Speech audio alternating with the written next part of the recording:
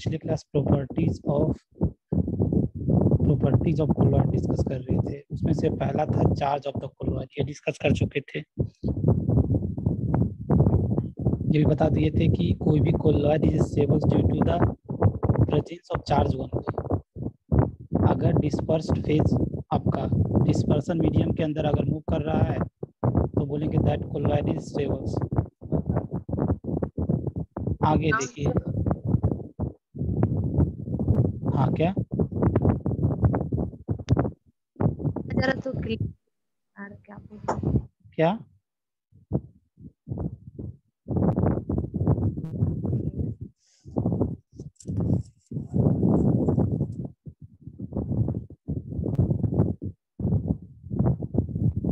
हाँ, तो ये इलेक्ट्रोफोरेसिस क्या होता है, पहले एक टर्म सीखना पड़ेगा, इलेक्ट्रोफोरेसिस।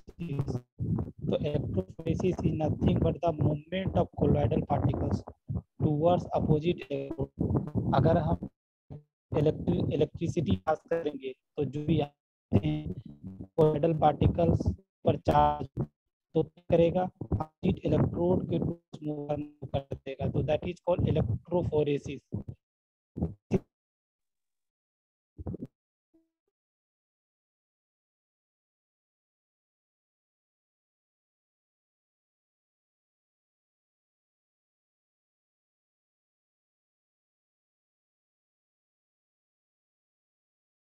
क्या लिखिए, when the movement of colloidal particles is prevented by some suitable means by semi परवियल मेम्ब्रेन्स। हम लोग जानते हैं कि सेमी परवियल मेम्ब्रेन्स के थ्रू ये जो डिस्पर्स्ड फेज मूव नहीं कर सकता है।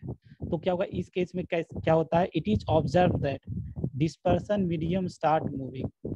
हम लोग जानते हैं कि किसी भी कोलॉइडल सॉल्यूशन जो होता है, अगर डिस्पर्स फेज के ऊपर अगर पॉजिटिव चार्ज है तो डिस्पर्सन मीडियम के ऊपर opposite equal and opposite charge negative charge होगा।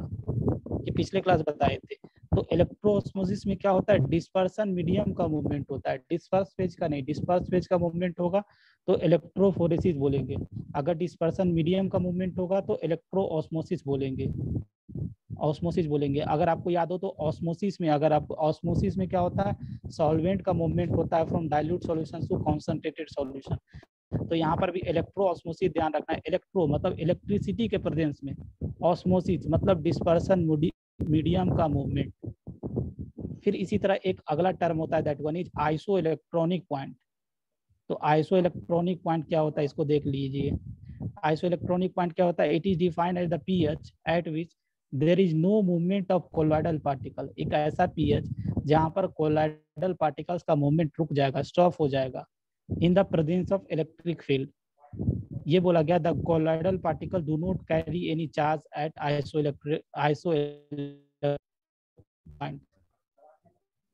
इलेक्ट्रिक पॉइंट पर कोलॉइडल पार्टिकल्स एक तरह से न्यूट्रल हो जाता है। तो यही बोल रही है, आइसो इलेक्ट्रिक पॉइंट एक colloidal solution is a least stable. आगे बढ़ते हैं। तो इसमें आपने क्या सीखा, चार्ज में इलेक्ट्रोऑस्मोसिस क्या होता है, इलेक्ट्रोफोरेसिस क्या होता है, आइसो इलेक्ट्रिक पॉइंट क्या होता है। आगे बढ़ते हैं। Next one is Tyndall effect. आप ये टिंडल इफेक्ट के बारे में जरूर सुने होंगे। टिंडल इफेक्ट, इसको हम लोग बोलते हैं ऑप्टिकल प्रॉपर्टी। तो जब भी हम लोग जानते हैं कि ये जो कोलॉइड होता है, colloid is showing the Tyndall effect. Tyndall effect is nothing but the कि if light is pass through colloidal solution, तो क्या होता है, the path of light become visible. और ये इसलिए होता है कि the path of light become visible due to the dispersions of light by the colloidal particles। तो पहले ये टिंडल इफेक्ट क्या होता है, जब भी हम लाइट पास करते हैं किसी भी कोलॉइडल सॉल्यूशन से, तो क्या होता है, path of light become visible और illuminated and this phenomenon is called Tyndall effect. ऐसा बोला गया यहाँ पर, देखिए कि when viewed from right angles, जैसे मान लो कि यहाँ से लाइट पास हो रहा है, ये जो आप सॉल्यूशंस है, कोलॉइडल सॉल्यूशंस है। कोलॉइडल सॉल्यूशंस में क्या होता है, कोलॉइडल सॉल्यूशन में कोलॉइडल पार्टिकल्स होते हैं और जिसका साइज 1 नैनोमीटर टू 1000 नैनोमीटर होता है। तो क्या होगा, जब ये लाइट पास होगा तो क्या होगा, that light will fall on that colloidal particles, and colloidal particles क्या करेगा, first of all it will absorb that light, and after that it will scattered in all the directions, एक चीज और ध्यान रखिएगा, स्कैटरिंग जो होता है, scattering is inversely proportional to wavelength, मतलब जितना कम वेवलेंथ होगा उतना ज्यादा स्कैटरिंग होगा। तो एक चीज यहाँ पर जानते हैं कि विवग्योर जो होता है, विवग्योर में सबसे ज्यादा वेवलेंथ किसका होता है बताओ, सबसे ज्यादा रेड लाइट का सबसे ज्यादा वेवलेंथ होता है। तो वेवलेंथ अगर रेड लाइट का ज्यादा है तो उसमें स्कैटरिंग मिनिमम होगा, और अगर ये जो वायलेट या इंडिगो या ब्लू जो होता है इसका वेवलेंथ कम होता है, इसलिए उस केस में क्या होता है, स्कैटरिंग मैक्सिमम होता है। तो यहाँ पर बोला गया, ये पॉइंट देखिए कि when viewed from right angle through an ultra microscope path appears bluish cones, मतलब बोला जा रहा है कि अगर हम सनलाइट अगर हम टॉर्च इस डायरेक्शन से जला रहे हैं, तो अगर कोई पर्सन अगर इस डायरेक्शन से व्यू करेगा तो ब्लू कलर दिखाएगा। ब्लू कलर इसलिए दिखाई देता है क्योंकि ब्लू कलर में क्या हम जानते हैं, वेवलेंथ उसका मिनिमम होता है ब्लू कलर का। अगर वेवलेंथ मिनिमम होता है तो उस केस में स्कैटरिंग मैक्सिमम होगा। एक चीज और ध्यान रखना, अगर मान लो कि कोई पर्सन यहाँ से देख रहा है, अगर सनलाइट इधर से आ रहा है, लाइट इधर से आ रहा है, अगर कोई यहाँ से देख रहा है तो इस केस में औसा लाइट उसको दिखाई देगा जिसमें स्कैटरिंग मिनिमम हो, मतलब वेवलेंथ जिसमें मैक्सिमम हो। यहाँ देखेगा तो उसको रेड कलर दिखाई देगा। ये पहले समझ में आ रहा है, अगर कोई पर्सन यहाँ से देख रहा है तो उसको ब्लू कलर क्यों दिखाई दे रहा है? यस हाँ, ये ध्यान रखिए। और इम्पोर्टेंट भी है, अगर person right angle to the ultra microscope से देखेगा, then path appears to be bluish in colour. क्यों है? अब यहाँ पर देखिए कॉजेज ऑफ टिंडल इफेक्ट क्या क्या कारण है, तो यही बोला गया है। देखिए पहला पॉइंट पढ़िए, it is observe the due to scattering of light, Tyndall effect is observe due to the scattering of light by the dispersed particles, colloidal particles. It is observed the scattering of colloidal particles. In Tyndall effect क्या बोला गया है? The incident light first observe the colloidal particles, absorb करते हैं, then scatter the light occurs at the surface of the particles all directions. और जो 90 degree से दिखेगा उसको ब्लू कलर, जो उसके सामने से देखेगा, अगर ये अपोजिट डायरेक्शन से देखेगा तो उसको रेड कलर दिखाई देता है, ये भी ध्यान रखिएगा। और ये फंडा है, scattering is inversely proportional to wavelength, मतलब जिसका वेवलेंथ मैक्सिमम होगा उस केस में स्कैटरिंग लाइट का मिनिमम होगा। फिर ये बोला गया कि since shorter wavelength undergoes maximum scattering at right, so appears to be दिया गया है when viewed from right angle। Condition to show Tyndall effect, कौन कौन सा कंडीशन है? ऐसा नहीं कि आपको ये पता होना चाहिए कि ट्रू सॉल्यूशन टिंडल इफेक्ट को शो करता है, बताओ।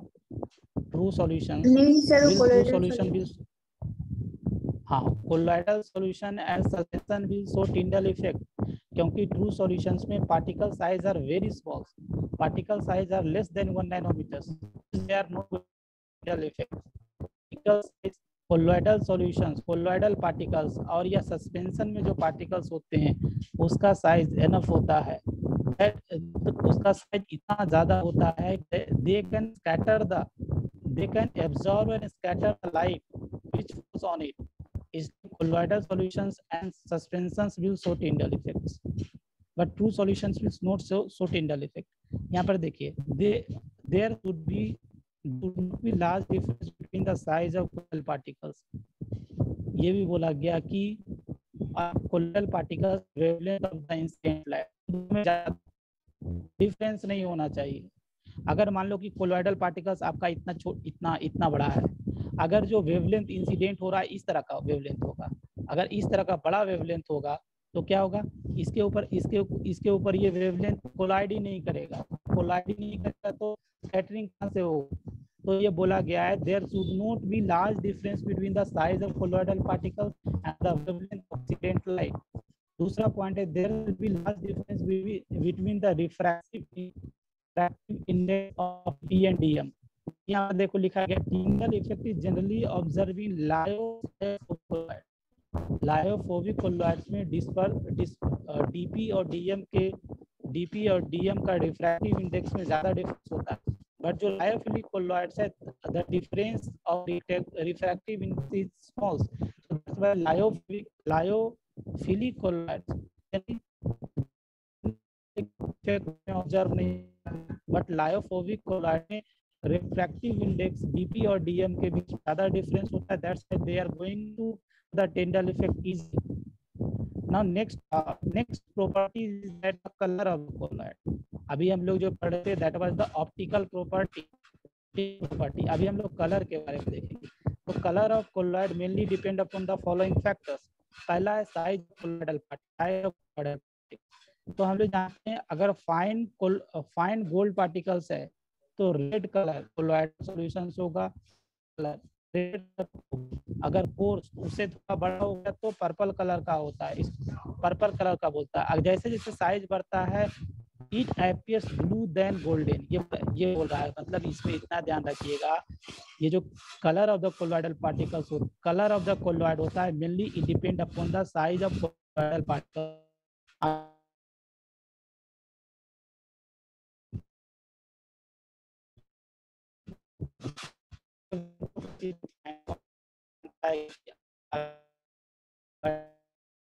सर आपका आवाज नहीं आ रहा है।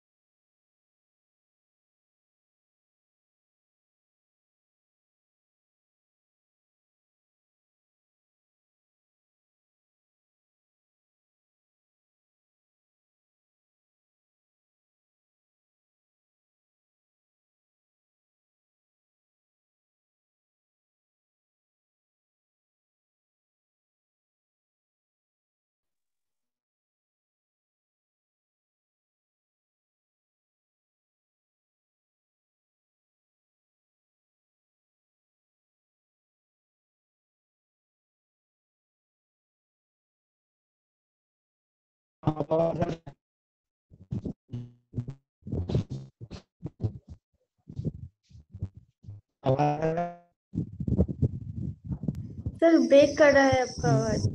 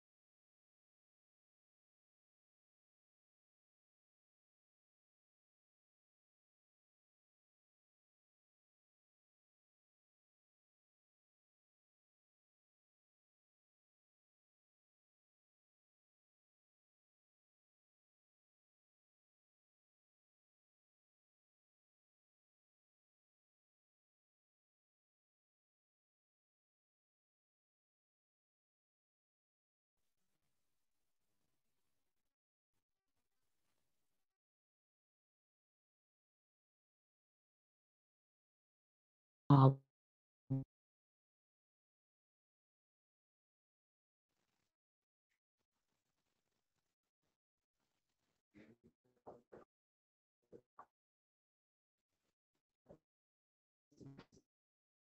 आवाज आ रहा है या नहीं?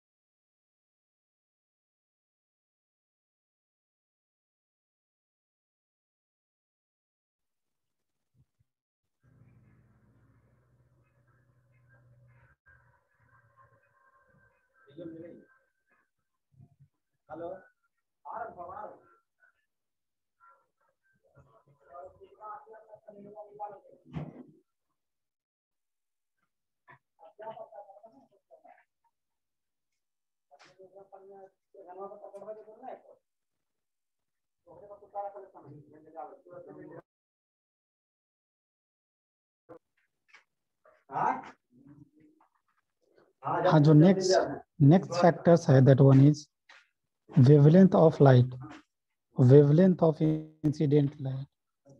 तो आपको पता है कि अगर ये कोलाइडल सॉल्यूशंस है तो जो लाइट, ये जो आपका टॉर्च है इंसिडेंट करेगा, जो लाइट ये वो जाकर कोलाइड पर गिरेगा, उसका उसका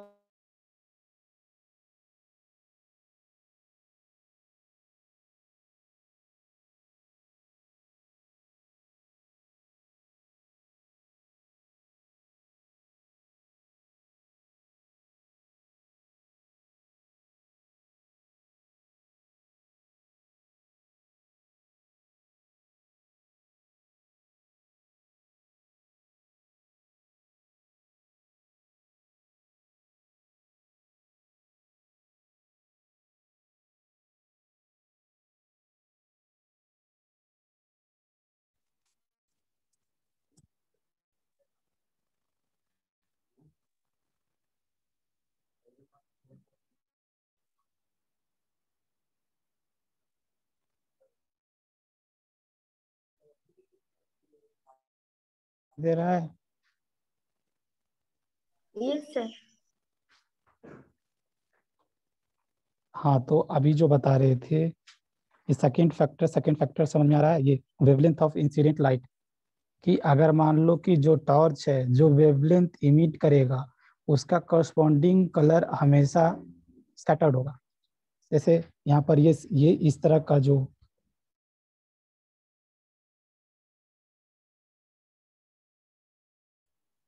ये एक तरह से विवग्योर है, तो अगर मान लो कि ब्लू कलर इंसिडेंट हो रहा है तो उसका करस्पॉन्डिंग कलर क्या होता है? ऑरेंज। ऑरेंज कलर क्या होगा? इमिट होगा। अगर मान लो कि ग्रीन कलर एब्जॉर्ब हो रहा है तो इसका करस्पॉन्डिंग कलर क्या होता है? रेड। रेड कलर स्कैटर करेगा हर एक डायरेक्शन में। Third one is the angle angle eight which observer receive the light. आपको अगर पता है तो अगर राइट एंगल पर अगर ऑब्जर्वर है तो ब्लू कलर स्कैटर्ड होता है। अगर मान लो कि स्कैटर उसका जस्ट अपोजिट है तो क्या उस केस में रेड कलर स्कैटर होगा। तो जैसे देख रहे हो ये मिल्क ड्रॉपलेट है, ये इंसिडेंट लाइट है। तो अगर देखो ये ट्रांसमिशन, इसको बोलते हैं ट्रांसमिशन लाइट, और ये बोलते हैं रिफ्लेक्टेड लाइट। तो रिफ्लेक्टेड लाइट के डायरेक्शंस में अगर ऑब्जर्वर है तो रेड कलर ऑब्जर्व हो रहा है, बट रिफ्लेक्टेड लाइट के डायरेक्शंस में है तो blue colour. Next one is Brownian motions. Brownian motion is nothing but the zigzag motions of colloidal particles. ये कोलॉइडल पार्टिकल्स क्या करेंगे? Zigzag motions.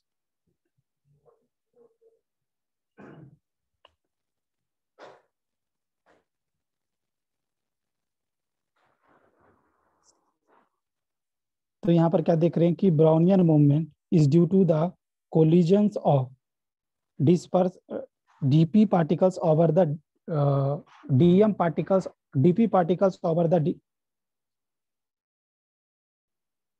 हाँ क्या ये DM particles offer the DP particles. तो यहाँ पर जैसे मान लो कि एक कंटेनर है, इस कंटेनर में आपका कोलॉइडल सॉल्यूशन रखा गया है। तो ये जो कोलॉइडल सॉल्यूशंस है, ये जो इसमें आपका dispersion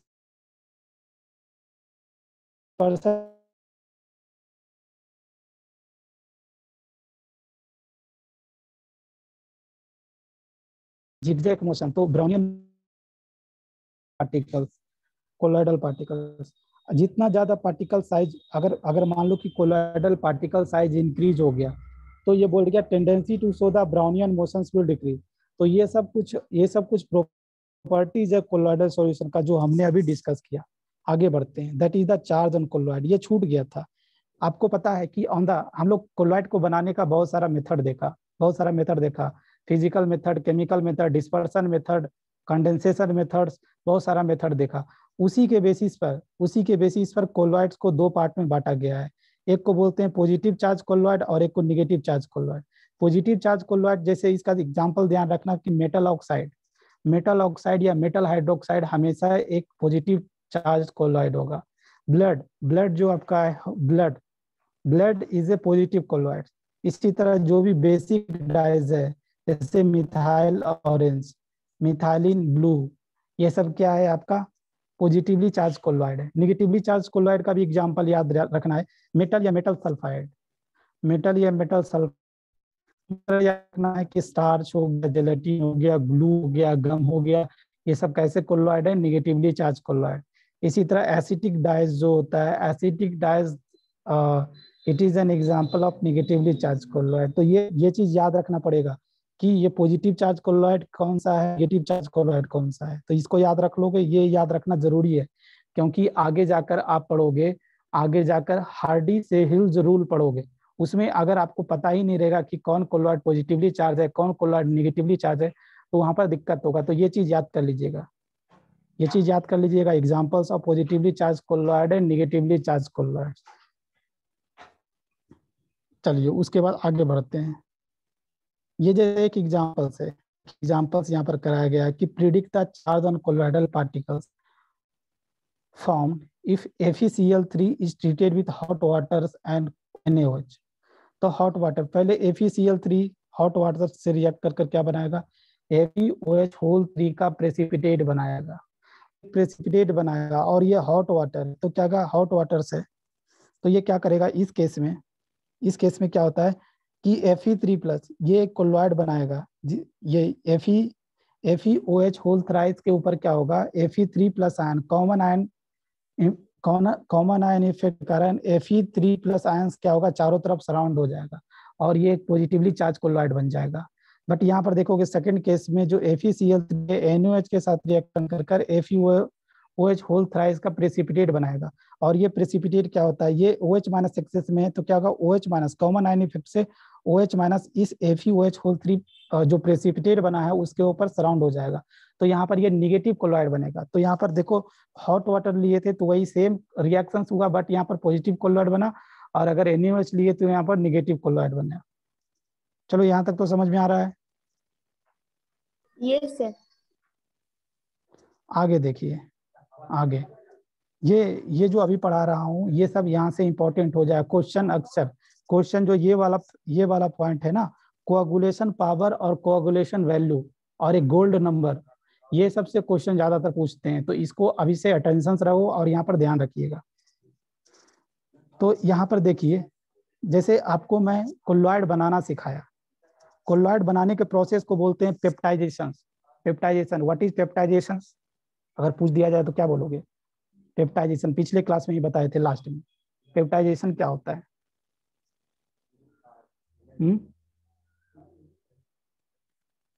sir newly formed colloidal particles, newly formed नहीं sir, colloidal newly particle, formed precipitation जब वो, हाँ बोलो। जब precipitate newly formed precipitate is converted into colloidal particles yes on adding suitable electrolyte, that is called peptidation। और इसी तरह आज एक टर्म पढ़ेंगे कि क्या होता है प्रेसिपिटेशन, क्या होता है फ्लोकुलेशन, क्या होता है। तो इसमें क्या करना है ना, कोलॉइडल पार्टिकल्स को डिस्ट्रॉय करना है। कोलॉइडल पार्टिकल्स को बनाना सिखाएं, अभी आप डिस्ट्रॉय करेंगे कैसे, दैट इज कॉल्ड प्रेसिपिटेशन या फ्लोकुलेशंस। तो देखो ये बोला गया था convergence of colloid into precipitate is called coagulations या प्रेसिपिटेशंस, और कोआगुलेशन और या प्रेसिपिटेशंस।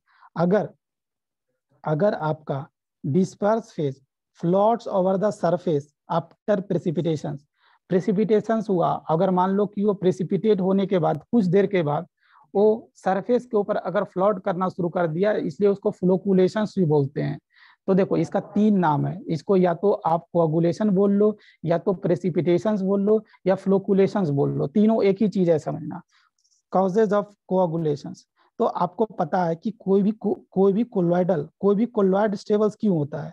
आपको पता है कि जब तक कोलॉइडल पार्टिकल्स के ऊपर चार्ज होगा, अगर मान लो कि इसके ऊपर नेगेटिव चार्ज, इसके ऊपर भी नेगेटिव चार्ज, इसके ऊपर भी नेगेटिव चार्ज, जब तक कोलॉइडल पार्टिकल्स के ऊपर चार्ज है कोलॉइडल सॉल्यूशन स्टेबल्स है, क्योंकि नेगेटिव के बीच रिपल्सन्स होगा और ये पूरे कोलॉइडल सॉल्यूशन में घूमता रहेगा।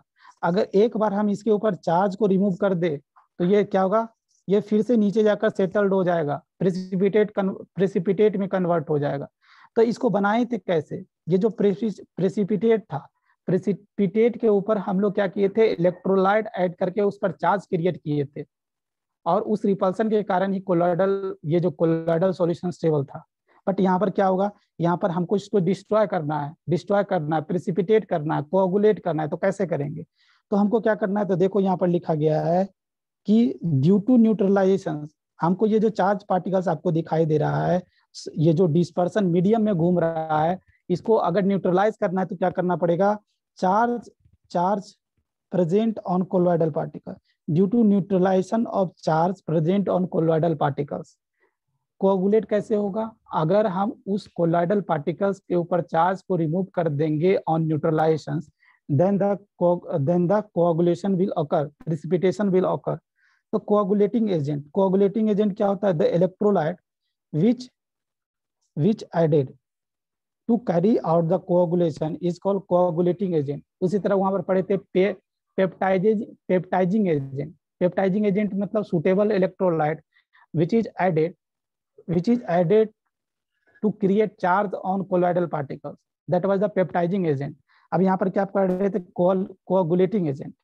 तो यहाँ पर देखो जैसे AgI, इसका ये ऐसे लिखने का मतलब क्या है, AgI प्रेसिपिटेट के ऊपर I- सराउंडेड है, मतलब इसके ऊपर ओवरऑल नेगेटिव चार्ज क्रिएट हुआ है, ये नेगेटिवली चार्ज कोलॉइड बनाएगा। अगर इस तरह से लिखा गया तो इसका क्या मतलब होगा बताओ, इस तरह से लिखा गया तो इसका क्या मतलब होगा बताओ। AgI के ऊपर Ag+ चार्ज है। हाँ, Ag+ है, मतलब एक तरह से पॉजिटिवली चार्ज कोलॉइड बनाएगा। तो ये नेगेटिवली चार्ज कोलॉइड, ये पॉजिटिवली चार्ज कोलॉइड। तो नेगेटिव चार्ज कोलॉइड को अगर प्रेसिपिटेट कराना है, इसके ऊपर नेगेटिव चार्ज है, तो हमको क्या पढ़ना पड़ेगा, पॉजिटिव आयन। इलेक्ट्रोलाइट के अंदर जो पॉजिटिव आयंस होगा, ये क्या करेगा, इसको न्यूट्रलाइज करेगा, कोगुलेट करेगा। और ये अगर इस पॉजिटिवली चार्ज कोलॉइड को अगर प्रेसिपिटेट कराना है तो क्या करेगा, हम लोग उसके अंदर negative ions of that electrolyte will coagulate it. उसके बाद देखो आगे बढ़ते हैं, ये इंपॉर्टेंट है, एग्जाम में अक्सर पूछा करते हैं। तो ध्यान से यहाँ पर अटेंशन देकर इसको सुनो अच्छी तरह से। कोगुलेशन पावर क्या होता है, that is describe by the Hardy Schulze rule. ये क्या कहता है कि कोगुलेशन पावर, किसी भी आयंस का कोगुलेशन पावर जो होता है, that is inversely proportional to magnitude of charge. जैसे मान लो कि आपके पास अगर मान लो कोई पॉजिटिव कोलॉइड है, तो अगर कोई पॉजिटिव कोलॉइड है, एक कोलॉइड है, पॉजिटिव कोलॉइड बोल रहे हैं, तो अगर इस पॉजिटिव कोलॉइड को कोगुलेट कराना है तो इसके अंदर आपको निगेटिवली चार्ज आयंस डालना पड़ेगा। तो निगेटिवली चार्ज है, तो अकॉर्डिंग टू दिस रूल ये बोला गया है कि जितना ज्यादा निगेटिवली चार्ज आयन डालोगे, उतना फास्टर कोगुलेशन होगा, उसका कोगुलेशन पावर उतना ही ज्यादा होगा। तो देखो यहाँ पर फॉस्फेट आयन है, सल्फेट आयन है, क्लोराइड आयन है, तो हम जानते हैं फॉस्फेट आयन के ऊपर -3 चार्ज है, तो इसका इसका कोगुलेट करने का ये क्या करेगा, पॉजिटिवली चार्ज क्लोराइड को फास्टर कोगुलेट करेगा अकॉर्डिंग टू दिस रूल। फिर उसके बाद SO4 2-, फिर उसके बाद Cl-। अगर मान लो कि निगेटिव कोलॉइड है तो इसको क्या करेगा, पॉजिटिव आयंस डालना पड़ेगा अकॉर्डिंग टू, तो जितना ज्यादा चार्ज तो Al3+ क्या करेगा, इसको फास्टर कोआगुलेट करेगा, इसका कोआगुलेटिंग पावर ज्यादा है। तो इसलिए मैं बोला कि अगर मान लो कि बोल दिया, एक एग्जांपल दे दिया, ब्लड इज कोआगुलेटेड फास्टर बाय, तो आपको ये अगर पता नहीं हुआ कि ब्लड एक पॉजिटिव कोलॉइड है या निगेटिव कोलॉइड है, तो कैसे आप ऑप्शन सर्च करोगे। तो ब्लड एक कैसा कोलॉइड है, अभी थोड़ा देर पहले ही बताए थे, कैसा कोलॉइड है बताओ। Positive sir. हाँ पॉजिटिव कोलॉइड है, तो आपको ऑप्शन में देखना पड़ेगा किस एनायन के ऊपर मैक्सिमम चार्ज होगा, जिस एनायन के ऊपर मैक्सिमम चार्ज होगा उसका कोआगुलेटिंग पावर ज्यादा होगा अकॉर्डिंग टू हार्डी-सेल्ज़ रूल। आगे बढ़ते हैं, फिर ये भी क्वेश्चन पूछते हैं, ये मैक्सिमम नेगेटिव चार्ज। हाँ मैक्सिमम निगेटिव चार्ज, बिल्कुल बिल्कुल, मैक्सिमम निगेटिव चार्ज होगा तो उस ब्लड को फास्टर कोआगुलेट करेगा।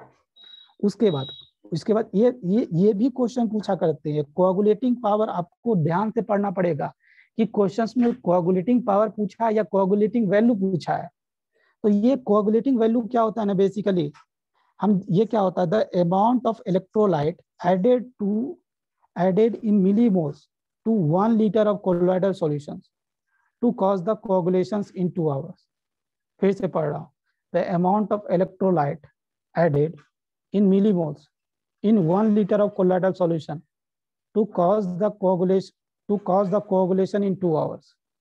तो मान लो यहाँ पर, मान लो कि ये कोगुलेशन एक कोलॉइड है, इस कोलॉइड को कोगुलेट करना है 2 घंटा में, 1 लीटर कोलॉइड है, तो इसमें हम क्या करेंगे, हम सूटेबल इलेक्ट्रोलाइट डालेंगे न्यूट्रलाइजेशन कराने के लिए, कोगुलेशन कराने के लिए। तो मान लो कि 2 इलेक्ट्रोलाइट डाले, ए डाले और बी दे, ए का अगर मिलीमोल्स लग रहा है, बी का 7 मिलीमोल्स लग रहा है, तो हम बोले, अगर पूछेंगे कि किसका कोगुलेशन वैल्यू ज्यादा है, तो कोगुलेशन वैल्यू किसका ज्यादा है, सर 3 मिलीमोल्स का। देखो ये देखो कोगुलेशन वैल्यू क्या होता है, ये समझ में आया, द अमाउंट ऑफ आवाज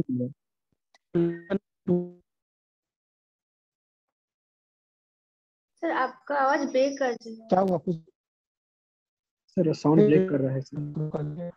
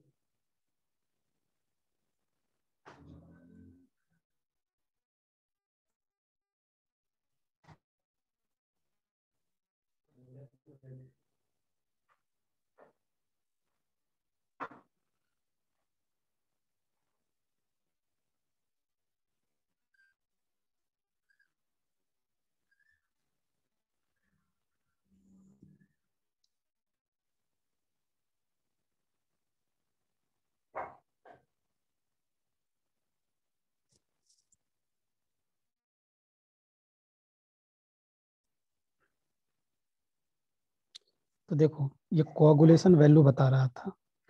कोआगुलेशन वैल्यू क्या होता है कि एक बात ध्यान रखना कि जिस इलेक्ट्रोलाइट का कोआगुलेशन पावर ज्यादा होगा उसका कोआगुलेशन वैल्यू का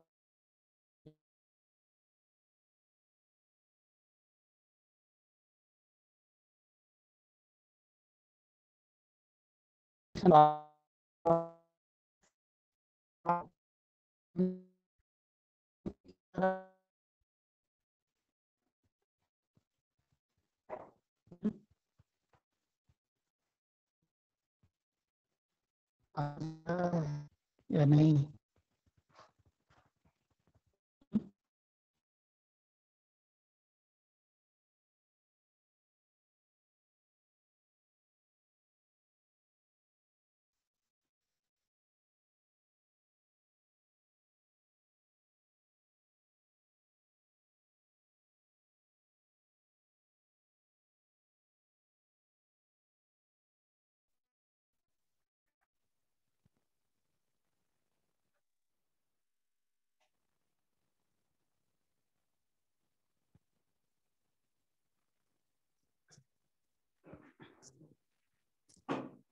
आवाज आ रहा है? Yes sir.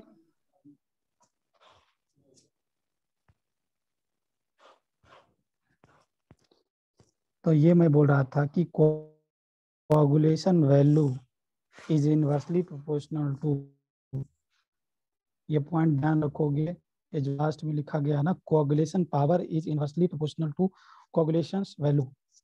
इसका मतलब होता है कि जिस इलेक्ट्रोलाइट का कोआगुलेशन पावर ज्यादा होगा वो कम अमाउंट में चाहिए। जैसे मान लो कि आपको फीवर लगा, दो मेडिसिन है, एक ए मेडिसिन है जिसको आपको एक टैबलेट में आपको बुखार ठीक हो जा रहा है, और एक बी मेडिसिन है जिसको आपको तीन टैबलेट लेना पड़ रहा है। तो हम पूछेंगे ए मेडिसिन अच्छा है या बी मेडिसिन अच्छा है? ए अच्छा होगा सर। ए अच्छा है। तो इसी तरह जिसका कोआगुलेशन, ये ध्यान रखना है, क्वेश्चन कोआगुलेशन पावर से भी पूछते हैं और कोआगुलेशन वैल्यू से भी पूछते हैं।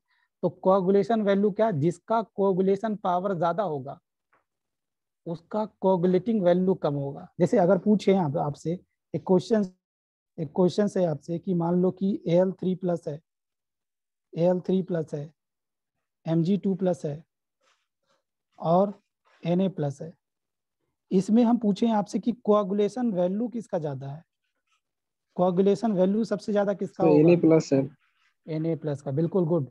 Na+ हम जानते हैं कि इसका कोआगुलेटिंग पावर कम है, कोआगुलेटिंग पावर कम है। अगर इसका पावर कम है तो ये ज्यादा अमाउंट लगेगा, तो इसलिए Na+ का कोआगुलेटिंग वैल्यू ज्यादा होगा as compare to L3+। L3+ powerful coagulating, इसका कोआगुलेटिंग पावर बहुत ज्यादा है, इसलिए ये कम अमाउंट में चाहिए।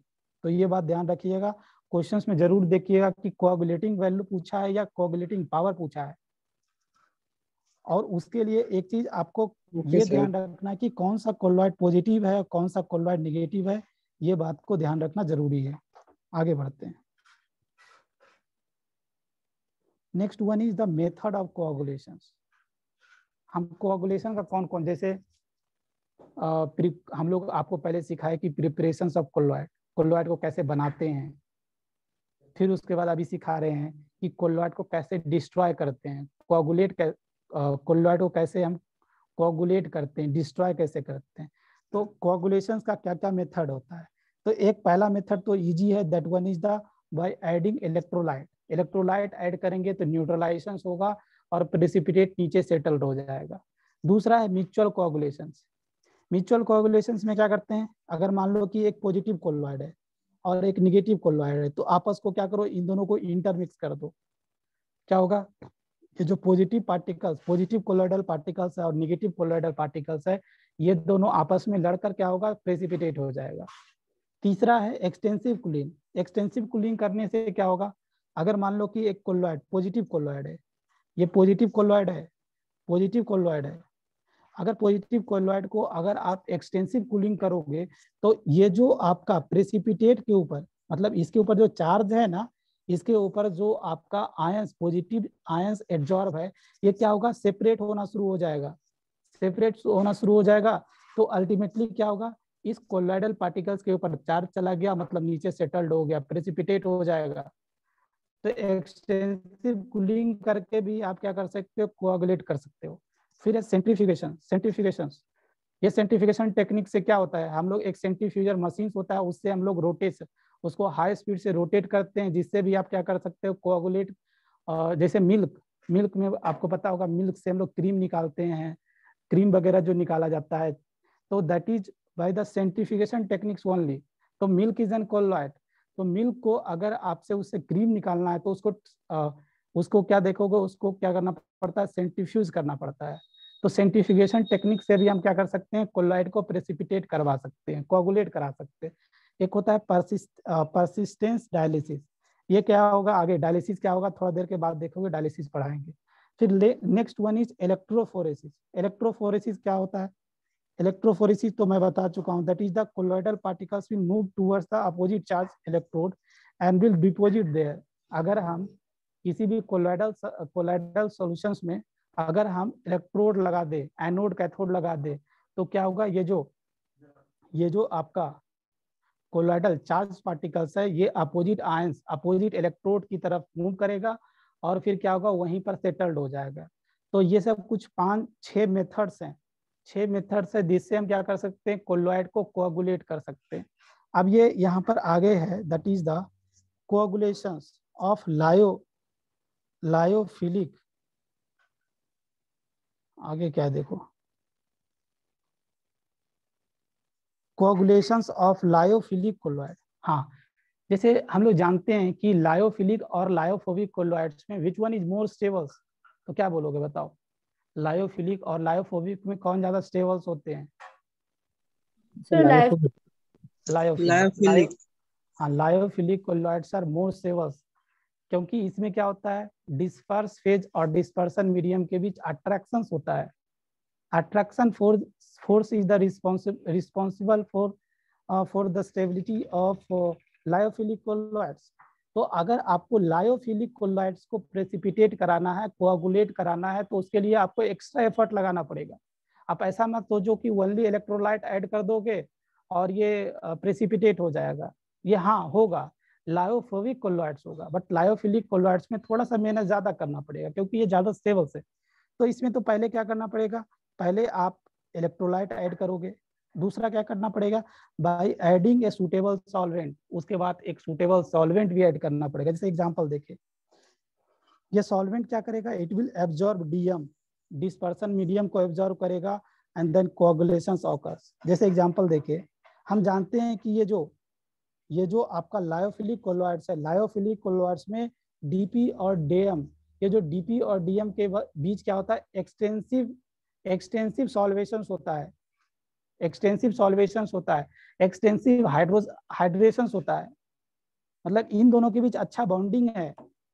तो बॉन्डिंग है तो हम लोग क्या करते हैं, हम लोग इसमें क्या करते हैं, एक तो पहले हम इसमें अल्कोहल मिलाते हैं, आप इलेक्ट्रोलाइट मिला दिए, उसके बाद अल्कोहल मिलाते हैं। तो अल्कोहल क्या करेगा, डिस्पर्सन मीडियम, अल्कोहल एक डिहाइड्रेटिंग एजेंट है, डिहाइड्रेटिंग एजेंट है, तो क्या करेगा, ये जो वाटर मॉलिक्यूल्स को अपनी तरफ एब्जॉर्ब करेगा, तो धीरे धीरे क्या होगा, वाटर मॉलिक्यूल्स का लेवल कम होगा, मीन्स डीपी और डीएम के बीच अट्रैक्शन कम होगा। उसके बाद अगर हम NaCl डाल दे, इलेक्ट्रोलाइट डाल दे, तो क्या होगा, कोआगुलेशन फास्टर हो जाएगा। तो ये ध्यान रखिएगा, लायोफिलिक कोलॉइड्स को प्रेसिपिटेट कराने के लिए पहले हम इलेक्ट्रोलाइट ऐड करेंगे, फिर उसके बाद एक सूटेबल सॉल्वेंट भी ऐड करना पड़ेगा ताकि कोआगुलेशन इजीली हो। आगे देखो प्यूरिफिकेशन ऑफ कोलोइड, कोलोइड को कैसे प्यूरिफाई करते हैं, तो इसके लिए भी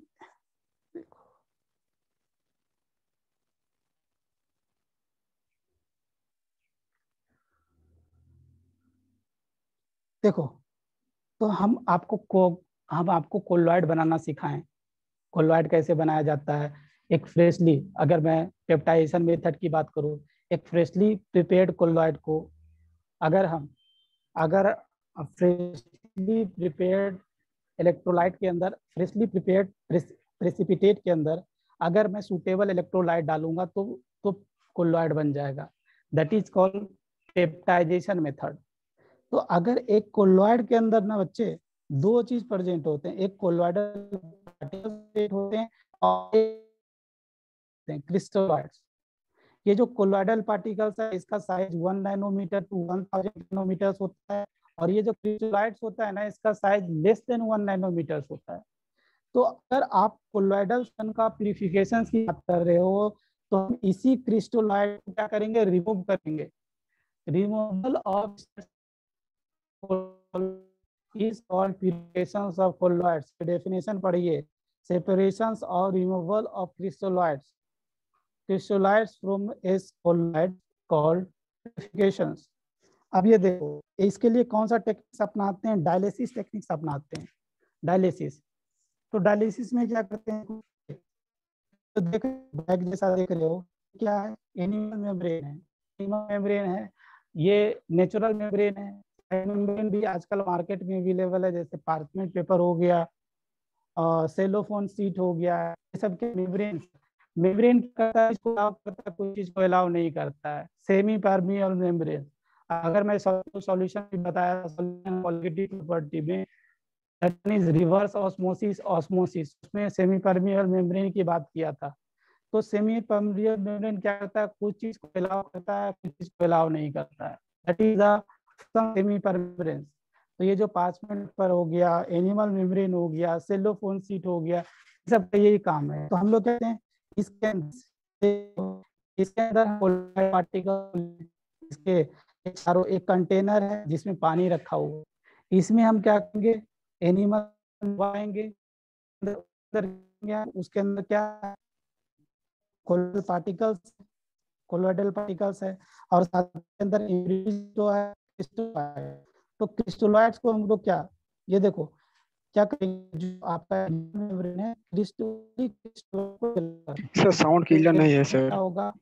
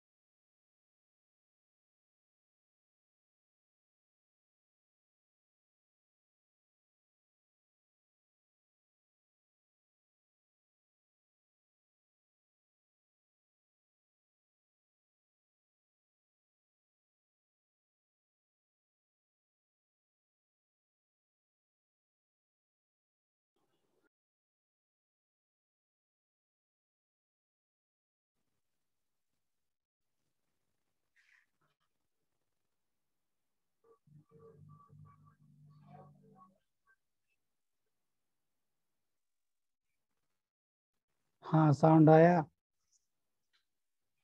yes sir. Yes sir. Okay, चलो चलो ओके।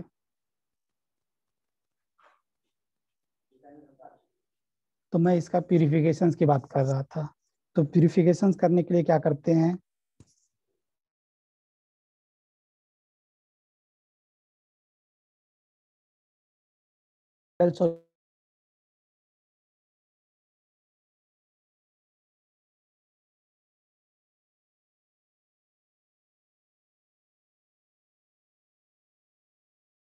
आपका क्रिस्टोलाइड इम्प्यूरिटीज था, इस पार्चमेंट पेपर या एनिमल मेम्ब्रेन से क्या करेगा, बाहर निकल जाएगा। कोलोइडल पार्टिकल्स को अलाउ नहीं करेगा, only the crystallites will come out.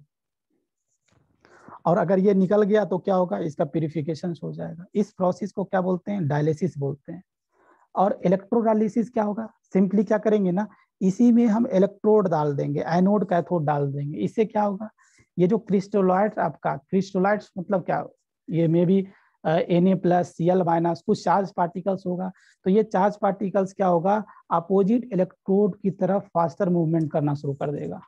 मतलब इलेक्ट्रोडायलिसिस में क्या होगा, डायलिसिस वाला जो काम हो रहा था, प्यूरिफिकेशन वाला जो काम हो रहा था, ये फास्टर होगा, फास्टर होगा। डायलिसिस में क्या होगा, टाइम लगेगा। मान लो कि डायलिसिस होने में 3 घंटा लग रहा है, तो इलेक्ट्रोडायलिसिस करेंगे तो मे भी हो सकता है कि आधा घंटा में हो जाए। तो इलेक्ट्रोडायलिसिस क्या करेगा, डायलिसिस, इलेक्ट्रोडायलिसिस मतलब द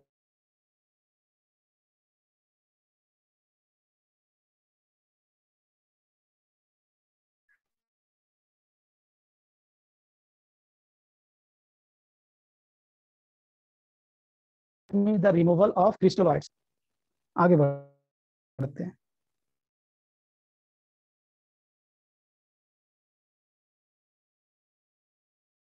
फिल्ट्रेशन क्या है, ultra filtration are use which do not allow the passage of colloidal particles. ये भी एक टेक्निक्स है, सिंपली कोलोइडल पार्टिकल्स और क्रिस्टलाइट्स को अलग करने का मेथड है। और ये भी बोल दिया गया है कि पोर्स इन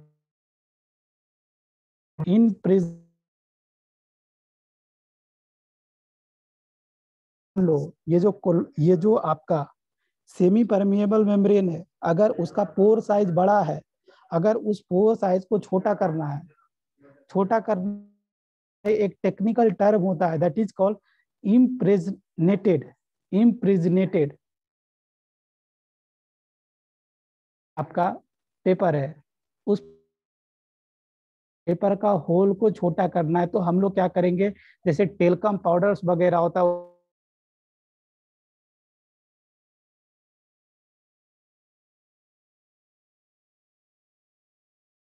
पार्टिकल्स तो होल को छोटा करते हैं। उसके बाद हम लोग देखो आगे है, that one is protections of colloids. एक कोलोइड्स को कैसे प्रोटेक्शंस करेंगे। हाँ, और इसमें भी ये इंपॉर्टेंट है, इसमें एक नंबर आएगा, gold number. Gold number important है, एग्जाम में पूछते हैं, तो इसको ध्यान से सुनो।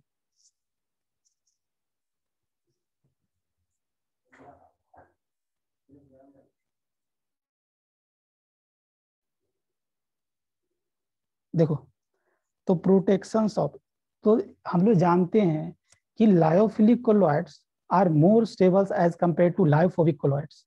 तो ये जो लायोफिलिक कोलोइड्स होते हैं ना, ये लायोफिलिक कोलोइड्स ये क्या करते हैं, लायोफोबिक कोलोइड्स को प्रोटेक्ट करते हैं, प्रोटेक्ट करते हैं। तो ये कैसे प्रोटेक्ट करते हैं, इसको समझो। जैसे मान लो, एक पहले अगर मान लो कि ये एक लायोफोबिक कोलोइड्स है। लायोफोबिक कोलोइड्स के अंदर अगर हम इलेक्ट्रोलाइट ऐड कर दे तो क्या होगा, प्रेसिपिटेट हो जाएगा, प्रेसिपिटेट हो जाएगा। बट हम अभी क्या करेंगे ना, अभी हम क्या करेंगे, इसका हम प्रोटेक्शंस करेंगे। कैसे प्रोटेक्शंस करेंगे, तो यहाँ पर पहले पढ़ लो क्या लिखा गया है। ये जो लायोफिलिक कोलोइड्स होते हैं, it is much more stable than the lyophobic colloids and it is due to the extensive solvations of lyophilic colloid, जो की बात किया था। डीईपी और डीएम के बीच एक्सटेंसिव सोल्वेशंस होता है, अट्रैक्टिव फोर्स एक्ट करता है, इसी कारण वो ज्यादा स्टेबल होता है। Lyophilic colloids, sorry, lyophobic sols can be protected from precipitation on adding small amount of electrolyte. कैसे, by forming a protective layer of lyophilic sols. मतलब क्या करते हैं बच्चे, देखो इसको समझो अच्छी तरह से। ये कंटेनर है, इस कंटेनर में मान लो लायोफोबिक कोलोइड है। क्या, लायोफोबिक लेस स्टेबल वाला। अगर इसके अंदर हम लोग क्या करते हैं, small amount of electrolyte add करते हैं, तो ये प्रेसिपिटेट हो जाएगा। अगर इसके प्रेसिपिटेशन को रोकना है तो क्या करेंगे, इसके अंदर हम लायोफिलिक कोलोइड ऐड कर देंगे। लायोफिलिक कोलोइड ऐड करने से क्या होगा, देखो ये मान लो कि लायोफोबिक कोलोइड है, तो जब हम ये लायोफोबिक कोलोइड है, जब हम लायोफिलिक कोलोइड लायोफिलिक कोलोइड को प्रोटेक्टिंग कोलोइड भी बोलते हैं। जब हम लायोफिलिक कोलोइड ऐड करेंगे तो क्या होगा, इसके ऊपर एक लेयर बन जाता है। लायोफोबिक कोलोइड के ऊपर क्या होता है, एक लेयर बन जाता है, इस तरह का लेयर जो देख रहे हो, ये जो लेयर देख रहे हो, ये लायोफिलिक कोलोइड है। और ये क्या है, लायोफिलिक कोलोइड, और ये डीपी है, लायोफिलिक कोलोइड, और ये सब और ये सब क्या है, डीपी, डिस्पर्स फेज है। अब ये क्या किया, लायोफोबिक कोलोइड के चारों ओर क्या हो गया, इस तरह का लेयर बन गया। तो जो इलेक्ट्रोलाइट होगा ना, अगर इलेक्ट्रोलाइट को न्यूट्रलाइज करना है, प्रेसिपिटेट करना है, कोअगुलेट करना है, तो क्या करेगा, सबसे पहले इसको क्या करना पड़ेगा, लायोफिलिक कोलोइड से सामना करना पड़ेगा। अगर वो उससे जीतेगा तभी जाकर वो लायोफोबिक कोलोइड को टच कर पाएगा और तभी प्रेसिपिटेशन होगा। तो यहाँ पर क्या हो रहा है कि हम लायोफोबिक कोलोइड को प्रोटेक्ट कर सकते हैं from precipitation on adding small amount of lyophilic colloids. तो ये आपको समझ में आ रहा होगा क्या ये हम कहना चाह रहे हैं। Yes sir. हाँ, उसके बाद देखो बच्चे, आप ये गोल्ड नंबर समझो थोड़ा। गोल्ड नंबर क्या होता है, ये ध्यान रखना, लायोफिलिक कोलोइड्स को प्रोटेक्टिंग कोलोइड बोलते हैं, क्योंकि ये लायोफोबिक कोलोइड को प्रोटेक्ट करता है, बचाने का काम करता है प्रेसिपिटेशन से। तो यहाँ पर गोल्ड नंबर क्या होता है, it is defined as the minimum amount of lyophilic colloid protecting colloid required in milligrams, ये ध्यान रखना, milligrams, when added to 10 ml of standard gold sol. एक गोल्ड सोल है 10 ml का, और इसके अंदर क्या 1 ml of NaCl 1 ml of NaCl डालेंगे तो क्या होगा, प्रेसिपिटेट हो जाएगा। इसी प्रेसिपिटेशन को रोकने के लिए जो आप minimum amount of lyophilic colloid protecting colloid in milligram add करोगे, that will be gold number. तो ये ध्यान रखना, protecting power is inversely proportional to gold number. अगर मान लो कि एक लायोफिलिक कोलोइड का 2 लायोफिलिक कोलोइड है, मान लो कि ये जो स्टैंडर्ड गोल्ड सोल है, इसके अंदर आपने 1 ml NaCl डाल दिया। अब यहाँ पर हम बोल रहे हैं कि 2 लायोफिलिक कोलोइड है और एक बी लायोफिलिक कोलोइड है। अगर ये 10 मिलीग्राम में इसको प्रेसिपिटेशन से रोक लेता है, और दूसरा क्या है 20 मिलीग्राम डालने पर इसको प्रेसिपिटेशन से रोकता है, तो हम बोलेंगे कि किसका प्रोटेक्टिंग पावर ज्यादा है। ये दोनों लायोफिलिक सर कोलोइड जो में 10 मिलीग्राम है। हाँ, यहाँ पर भी सेम कॉन्सेप्ट, 10 मिलीग्राम का प्रोटेक्टिंग पावर ज्यादा है। तो जिसका प्रोटेक्टिंग पावर ज्यादा होगा उसका गोल्ड नंबर कम होगा, ये समझे ना।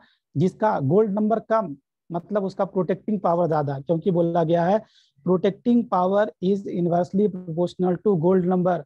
अगर किसी का गोल्ड नंबर 5 है और किसी का गोल्ड नंबर 10 है, तो हम बोलेंगे गोल्ड नंबर 5 वाला का प्रोटेक्टिंग पावर ज्यादा है, समझे, क्योंकि वो कम अमाउंट में प्रेसिपिटेशन से रोक देगा। ओके, आगे बढ़ते हैं। तो ये एक और फॉर्मूला होता है, कभी कभी क्वेश्चंस भी पूछ लेते हैं, तो इस फॉर्मूला को भी ध्यान रखना। क्या कि गोल्ड नंबर कैसे निकालते हैं, weight of lyophilic sols in milligram, इसका स्टैंडर्ड डेफिनेशन ही मिलीग्राम्स में डिफाइंड होता है, into 10 upon volume of gold sol in mLs. इस फॉर्मूला से आप गोल्ड नंबर निकाल सकते हो। आगे बढ़ते हैं। अब इमल्सन है, इमल्सन को पढ़ो एक बार थोड़ा पहले, इमल्सन को पढ़ो।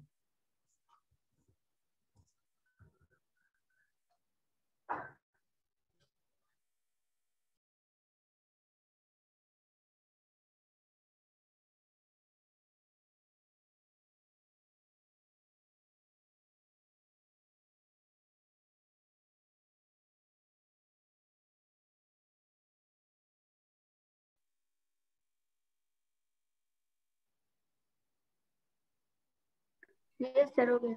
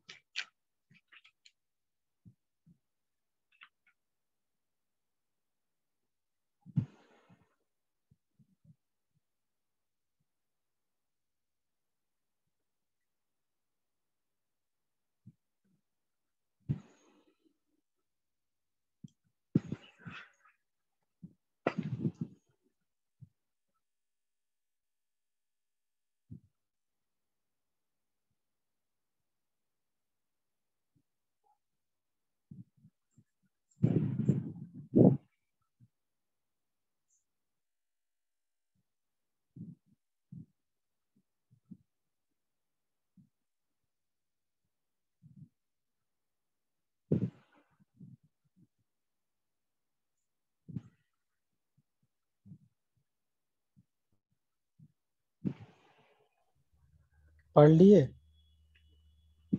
यस सर हो गया।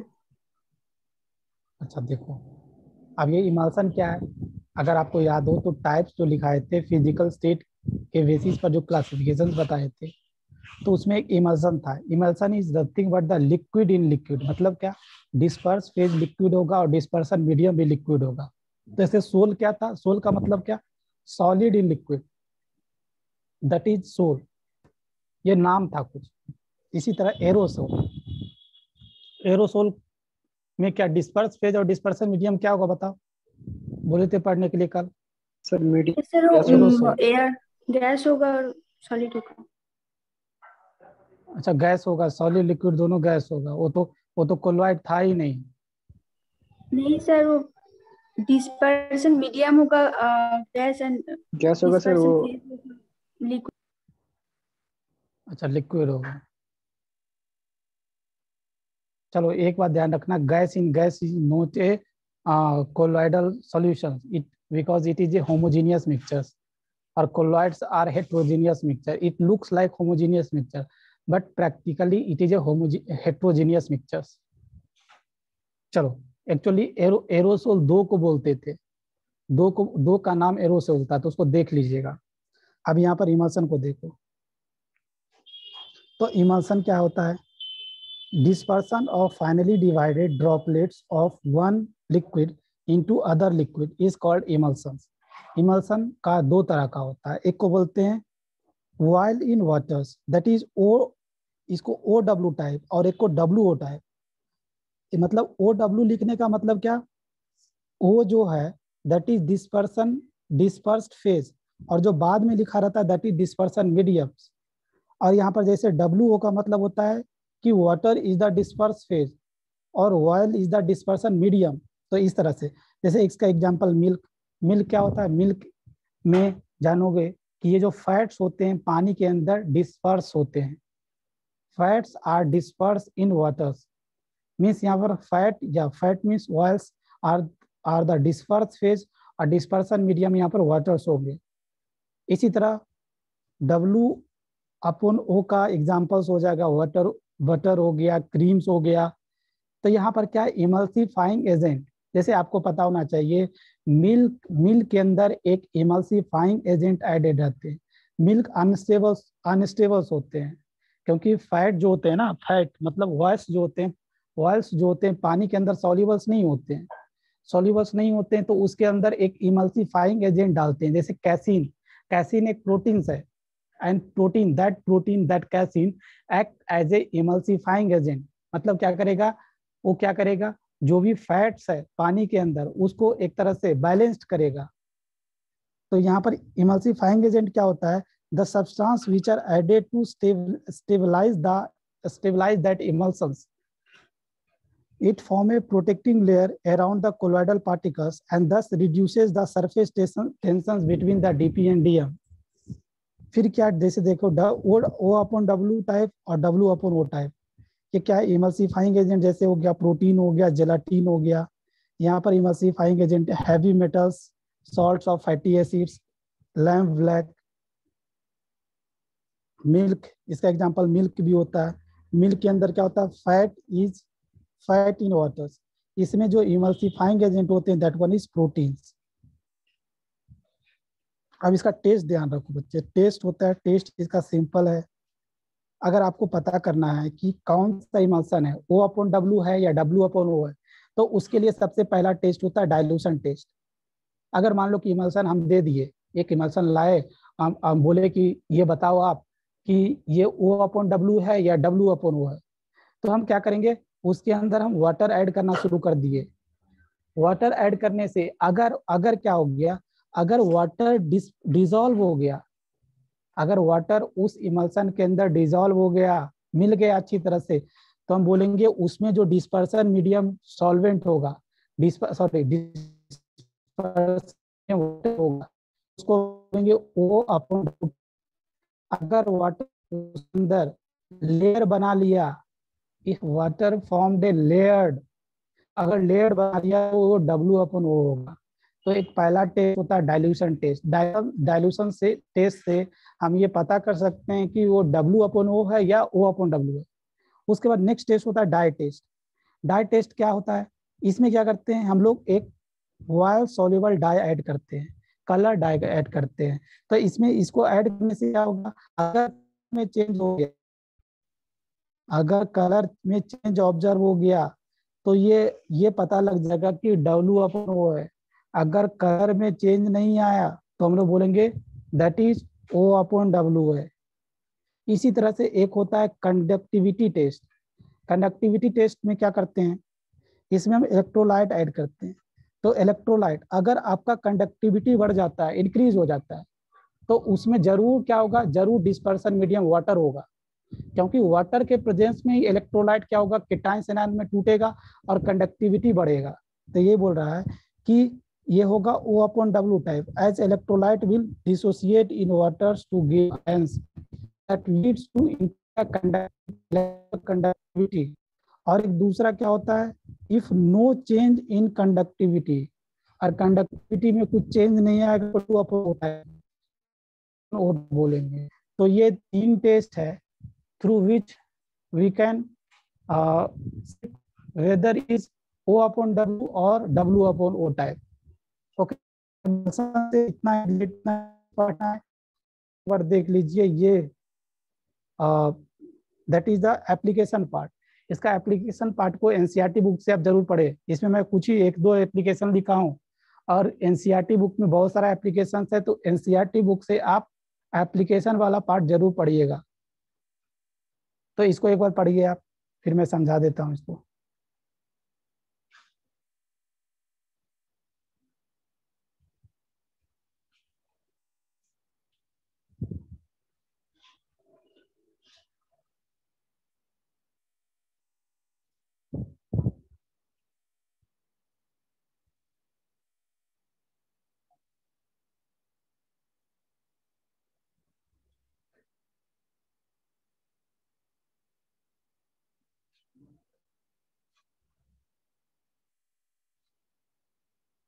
ये सर हो गया।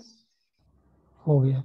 तो एक होता है देखो, that is the Cottrell smoke precipitator. तो ये क्या होता है, जैसे जो चिमनी होता है, जो चिमनी बड़े बड़े इंडस्ट्री में जो चिमनी जो होते हैं, तो उसमें देखोगे ना, उसके ऊपर में जो क्या होता है, इस तरह का एक मतलब सेटअप बनाया जाता है, ताकि जो एयर है ना, एयर का प्यूरिफिकेशन, मतलब एयर में इम्प्यूरिटीज को रोका जाए, एयर में एटमोस्फेयर को साफ रखा जाए। उसके लिए हम इस कॉटरेल स्मोक प्रेसिपिटेटर का यूज करते हैं। इसमें क्या होता है, जो भी चिमनी से स्मोक निकलता है, smoke mainly it is a combination of, उसके अंदर एयर होंगे और अनबर्न्ड कार्बन पार्टिकल्स होंगे, सॉरी, और ये अनबर्न्ड कार्बन पार्टिकल। तो स्मोक बेसिकली क्या होता है, एक निगेटिवली चार्ज कोलोइड होता है। स्मोक बेसिकली एक निगेटिवली चार्ज कोलोइड्स है। तो हम लोग क्या करते हैं, जो स्मोक मतलब अनबर्न्ड कार्बन और एयर, हम लोग क्या करते हैं, यहाँ पर एक इस तरह का एक ड्रम टाइप का, एक स्टिक टाइप का, एक इस तरह का एक बॉल टाइप का लटका देते हैं, और इसमें इलेक्ट्रिसिटी पास कर देते हैं। इलेक्ट्रिसिटी पास कर देते हैं, और वो लिखा गया है कि 30,000 वोल्ट का इलेक्ट्रिसिटी सप्लाई करते हैं। और क्या होगा, जो भी स्मोक में, स्मोक मतलब क्या, जो अनबर्न्ड कार्बन है ये क्या करेगा, इस जो आपका बॉल बॉल के अंदर क्या होगा, ये अट्रैक्ट हो जाएगा अनबर्न्ड कार्बन, और ओनली यहाँ से क्या होगा, ओनली जो एयर होगा, जो fresh air free from unburned carbon particles will goes into atmosphere, तो that is the Cottrell smoke precipitates. और ये नीचे क्या होगा, धीरे धीरे आपका जो अनबर्न्ड कार्बन पार्टिकल्स डिपोजिट हो जाएगा, और by this method we can say our आजकल तो देखो जो कॉन्सेप्ट को यूज ताकि ताकि जो उससे एयर निकले, फ्रेश एयर निकले, और ये इन्वायरमेंट को कम, इसी तरह एक होता है डेल्टास का फॉर्मेशन। जैसे हमको जानते हैं कि ये जो रिवर्स है, कोई भी नदी है, ये अल्टीमेटली समुद्र से ही मिलता है,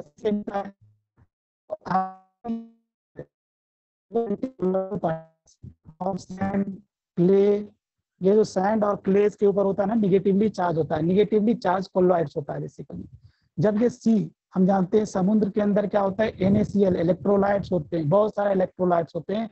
मैं एग्जांपल के रूप में NaCl कर रहा हूँ, क्योंकि समुद्र के अंदर NaCl भी है, MgCl2 भी है, बहुत सारा इलेक्ट्रोलाइट प्रेजेंट होते हैं। मतलब समुद्र is the sea is the source of electrolyte, and that river is the source of that colloidal negatively charged colloidal particles। जब रिवर और सी का संगम होगा, मिलन होगा, तो क्या होगा, एक डेल्टा का फॉर्मेशन होता है। जो भी कोलॉइडल पार्टिकल्स है दैट विल गेट प्रेसिपिटेट हो जाएगा वहां पर, ये ध्यान रखिएगा। इसी तरह के बाद डेल्टास का फॉर्मेशन होता है। इसी तरह ये लेदर टैनिंग, आगे देखो यहाँ पर ये जो टैनिन है, तो एनसीईआरटी बुक में जो है, आप एक बार जरूर एप्लीकेशन पार्ट को पढ़े, टैनिन क्या होता है वहां पर अच्छे तरह से लिखा गया है। तो मैं ये रिक्वेस्ट करूंगा कि आपको कि एनसीईआरटी बुक से एप्लीकेशन वाला पार्ट को देखिए, और जो भी इस चैप्टर्स में पढ़ाया गया है उसको रिवीजन कीजिए, और क्वेश्चन मॉड्यूल का क्वेश्चन बनाइए। इसी के साथ ये सरफेस केमिस्ट्री चैप्टर्स आपका कंप्लीट होता है। हम नेक्स्ट चैप्टर जो दैट वन इज क्या, कौन सा चैप्टर अगला पढ़ाना है? मेटलर्जी। हाँ मेटलर्जी, तो मेटलर्जी नोट्स मैं ऑलरेडी फॉरवर्ड कर दिया हूँ। तो मैं आपसे रिक्वेस्ट करूंगा उसका जो पहला पार्ट है, ओर वाला पार्ट, मतलब ओर और मिनरल्स में क्या डिफरेंस होता है, और कम से कम वो सल्फाइड और क्योंकि उससे पूछा जा रहा है, तो टेबल याद करना, टेबल पढ़ाऊंगा, टेबल आप एक बार लुक ओवर कराओगे और कराओगे। तो मैं नेक्स्ट क्लास ऑनवर्ड, मतलब थर्सडे को जो होगा, थर्सडे से मैं मेटलर्जी स्टार्ट करूंगा। मेटलर्जी में भी ऑलमोस्ट दो लेक्चर्स लगेंगे, तो उस चैप्टर्स को भी, और वो चैप्टर इंपॉर्टेंट है, उससे एक क्वेश्चन पूछा जाना कंपलसरी है। तो उसको जितना मैं बोल रहा हूँ, जितना नोट्स में है उतना अगर पढ़ लेते हो तो जरूर वो क्वेश्चन जो भी एग्जाम में आपका नीट हो चाहे जेई हो, जो भी एग्जाम हो, आप जरूर उस क्वेश्चन को बना कर आएंगे। चलो, तो इसी के साथ आज का लेक्चर खत्म करते हैं, मिलते हैं अगले क्लास में। Thank you everyone. Thank you thank you sir. Sir. Thank you sir.